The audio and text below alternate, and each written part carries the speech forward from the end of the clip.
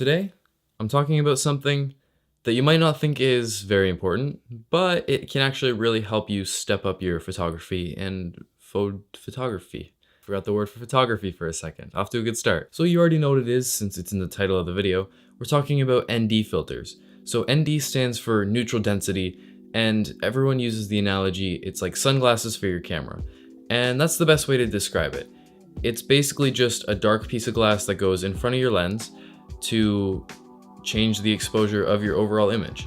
They're useful for photos and videos, but for different reasons. So the reason someone might want to use an ND filter is so that they can darken their exposure without changing the camera settings. For example, you're taking a photo in the middle of the day. You want to do a long exposure shot to shoot the water and make it look nice and smooth. So you set your shutter speed to 10 seconds, but you also want a shallow depth of field. So you have your aperture set at f2 or something like that.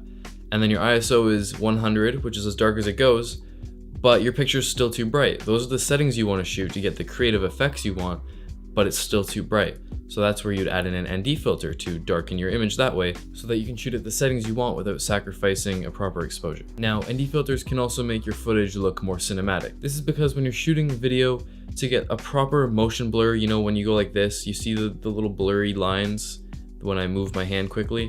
To get a natural motion blur in your video, you want to follow something called the 180-degree rule. So this basically just says that your shutter speed has to be double your frame rate. So you're shooting at 24 frames per second like this video, your shutter speed should be 50. You're shooting at 60 frames per second, your shutter speed should be 120. And that just makes sure that the motion blur in the video looks natural. If your shutter speed is too high, then it looks choppy when you move. And if your shutter speed is too low, then it will look blurry and sort of dreamy like. So scenario 2 for video, you're shooting outside. You want to follow the 180-degree rule. So you set your shutter speed to 50, your ISO to 100, as dark as it'll go, but you also really want a shallow depth of field. You want to shoot your person and make the background all blurry. So you set your aperture to f1.8 or something like that. But it's way too bright because those settings are fairly bright settings. That's what you would use to shoot in like a sort of darkish room. So you have two options: either increase your shutter speed and ruin the natural motion blur, or increase your f-stop and ruin your depth of field.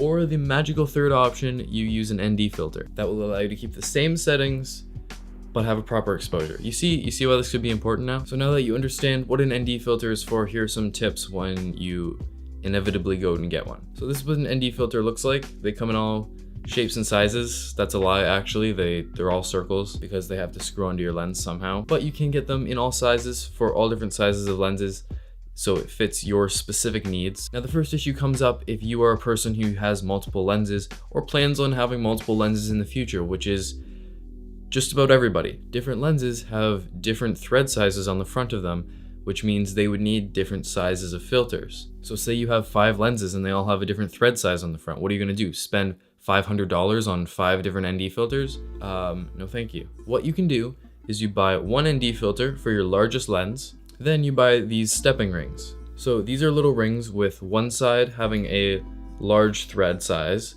and then the other side having a smaller thread size. For example, this filter fits this lens, which is my 24-105, and it would screw right on there perfectly, no adjustments needed. But this lens has a pretty large filter size, and it's a lot different from my tiny little 50mm lens. And if I tried to put this on here, you can see it just wouldn't work.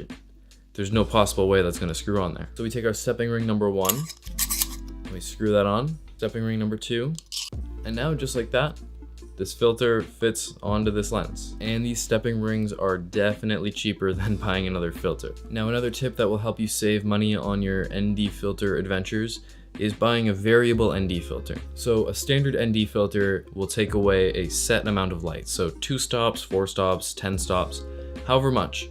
It will say right on the box, this ND filter is for -5 stops of light or whatever. And so no matter what, when you put that filter on your lens, it will take away 5 stops of light, which is fine. But sometimes you only want to take away 2 stops of light, and other times you want to take away 12 stops of light. So in that case, you'd have to buy one filter that takes away 2 stops of light, one filter that takes away 4, and one that takes away 8 and 10 and 12, so on and so forth.